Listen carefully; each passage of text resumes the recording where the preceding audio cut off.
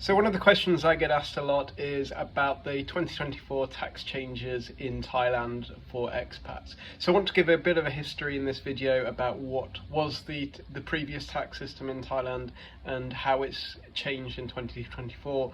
Will this affect you, and what kind of people it will affect? So firstly, if we go back a step and look at the previous tax system that was in Thailand, it was a territorial based system.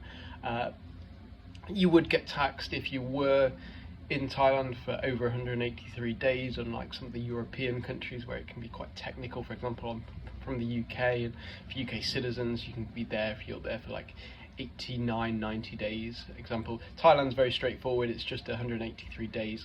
So if you're in Thailand for more than 183 days for the fiscal year, for most circumstances, this will apply to you, the new tax changes. Now, I get a lot of emails over the last kind of 3-4 months asking, will this affect me, etc., that people that live in Thailand.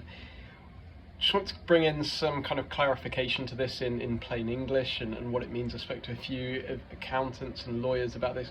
One, the previous one was done if your tax was brought in a different fiscal year, it wouldn't be taxed. So you could have had money sitting in a bank account in Singapore, for example, that you've had in a company that was structured in Hong Kong, and over the last few years you could then bring it into Thailand January 2nd.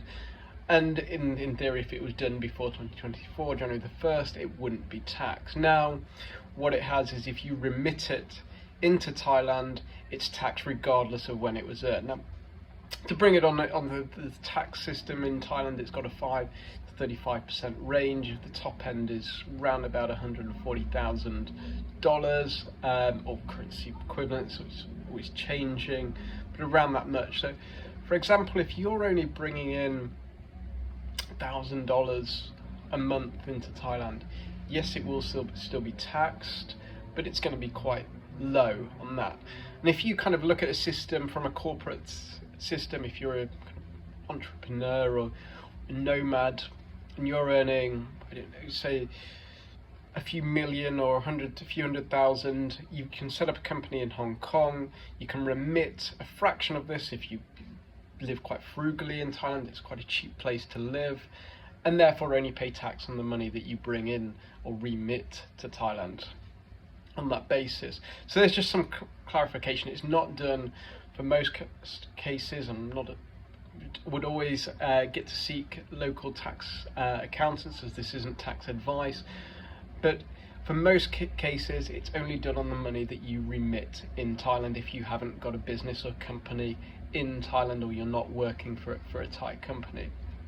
So why do I think this is still a good option for most people? And for most people, especially for nomads, entrepreneurs, for Thailand to live, it's still got the visa systems, the elite visa, the long-term residence visas.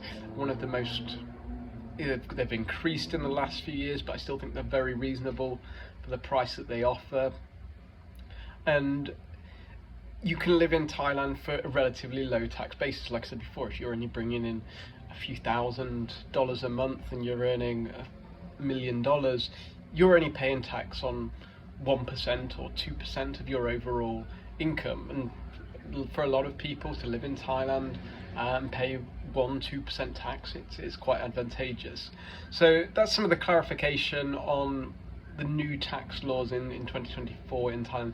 We have done a seminar on this with a few tax advisors. I'll put a link to the video below. And we've done a few articles. I hope you found this useful, but if you have any more questions, feel free to email me at info@investmentforexpats.com.